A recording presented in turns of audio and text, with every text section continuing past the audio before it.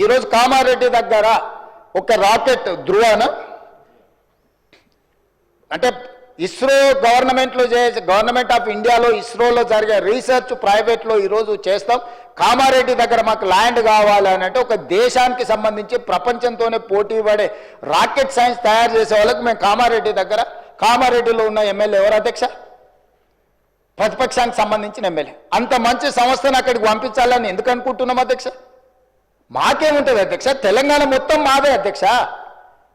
నేను తెలంగాణకు ప్రాతినిధ్యం వహిస్తున్న అధ్యక్ష. ఒక్క ప్రాంతానికి కాదు, నేను ఈ ప్రాంతం ఆ ప్రాంతం కాదు, తెలంగాణ మొత్తం మా పరిధిలోనే, మా మంత్రివర్గం మా ప్రభుత్వం పరిధిలే. ఈ తెలంగాణను క్రియేట్ చేసింది మేము, ఈ తెలంగాణను ప్రొటెక్ట్ చేసేది మేము, ఈ తెలంగాణను డెవలప్ చేసేది మేము, ఫ్యూచరిస్టిక్ తెలంగాణగా మార్చేది మేము అధ్యక్ష. ఈరోజు ఎక్కడ చూసినా అక్కడ లేక్స్ రాక్స్ లేకపోతే ఏమో ఉన్నాయి అధ్యక్ష. నిజ నిర్ధారణ కమిటీ మీరు వేసుకోండి అధ్యక్ష. మీరు ఆదేశాలు ఇస్తే మాకేమో అభ్యంతరం లేదు. ఎమ్మెల్యేలు అందరినీ ఒక ట్రిప్ తీసుకెళ్లి చూపిద్దాం అధ్యక్ష. అక్కడ జరుగుతున్న అభివృద్ధి ఏంది, మేము చేస్తున్నది ఏంది, లేకపోతే పవర్ పాయింట్ ప్రజెంటేషన్ తమరు అనుమతిస్తే సభలు కానీ లేకపోతే కమిటీ హాల్లో చూపిస్తాం అధ్యక్ష. అన్ని ఓపెన్ బిడ్డింగ్లో మేము అమ్మదలుచుకున్నాం అధ్యక్ష. పెట్టుబడులను ఆకర్షించాలని ఇవాళ అసెంబ్లీ జరుగుతున్నా కూడా అంతర్జాతీయ సంస్థలతో ఈరోజు నేను మా శ్రీధర్ బాబు గారి మీటింగ్ ఏర్పాటు చేసి ఆ మీటింగ్ను ఈరోజు వాళ్ళతో పెట్టుబడులను మాట్లాడి వచ్చినాం అధ్యక్ష. ప్రపంచంలోనే పెద్ద పెద్ద పరిశ్రమలు తెలంగాణ వైపు హైదరాబాద్ వైపు చూస్తుంటే మీరు చేయలేని పనులను కూడా ఈరోజు ఎలివేటెడ్ కారిడార్ కంటోన్మెంట్లో మీరు 10 ఏళ్ళు తిప్పలవడం అన్నారు, రాలేదు. అంతకంటే ముందు 10 ఏళ్ళు రాజశేఖర రెడ్డి గారు కూడా ప్రయత్నం చేసి రాలేదు. నేను వచ్చిన 10 నెలల కేంద్ర ప్రభుత్వం నుంచి నేను సాధించిన అధ్యక్ష. పూడూరులో నిర్వహించిన లో ఫ్రీక్వెన్సీ నావీ రాడార్ స్టేషన్ మీరు కూడా వచ్చారు కదా అధ్యక్ష. అది 9 ఏళ్ళు మీరు కేవలం రాజకీయ కక్షలతో ఆపి పెడితే దేశ భద్రతకు సంబంధించింది అధ్యక్ష. అది ఏ ప్రైవేట్ ఇండస్ట్రీ ఎవరి పెట్టుబడిదారు కప్పజెప్పేది కాదు.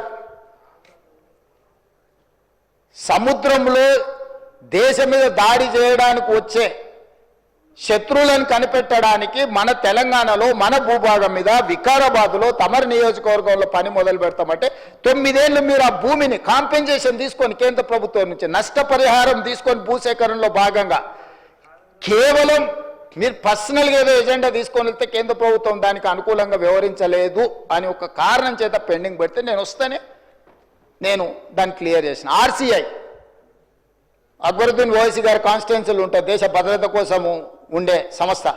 మీరు లీజ్ రెన్యువల్ చేయలే. గవర్నమెంట్ ఆఫ్ ఇండియా దేశ భద్రత కోసం ఉన్న భద్రతా బలగాలకు సంబంధించిన వాటిని తెలంగాణ రాష్ట్ర ప్రభుత్వం 2700 ఎకరాల ల్యాండ్ లీజ్ రెన్యువల్ చేయకుండా గత ప్రభుత్వం మీరు ఆపి పెడితే నేను ఇమ్మీడియట్గా కేంద్ర ప్రభుత్వానికి లీజ్ రెన్యువల్ చేసిన అధ్యక్ష. కేంద్రంలో ఉన్నది నరేంద్ర మోడీ గారు కాబట్టి లేకపోతే రాజ్నాథ్ సింగ్ గారు కాబట్టి రాజకీయంగా నాకు సరిపోదు కాబట్టి నేను దేశ భద్రతతో కూడా చెలగాట మారతాని అట్లా కుంచితమైన స్వభావంతో మేము వ్యవహరించలేదు అధ్యక్ష. అది నరేంద్ర మోడీ గారైనా రాజ్నాథ్ సింగ్ గారైనా లేకపోతే చంద్రశేఖరరావు గారు, హరీష్ రావు గారు, లేకపోతే తారక రామారావు గారైనా దేశ భద్రతకు సంబంధించిన విషయంలో రాష్ట్ర అభివృద్ధి విషయంలో మేము ఎక్కడ కాంప్రమైజ్ కాలేదు అధ్యక్ష. పొలిటికల్ విల్తో మేము దాని రాజకీయ ప్రేరేపితమైన నిర్ణయాల వైపు మేము ఎన్నడూ వెళ్ళలేదు అధ్యక్ష.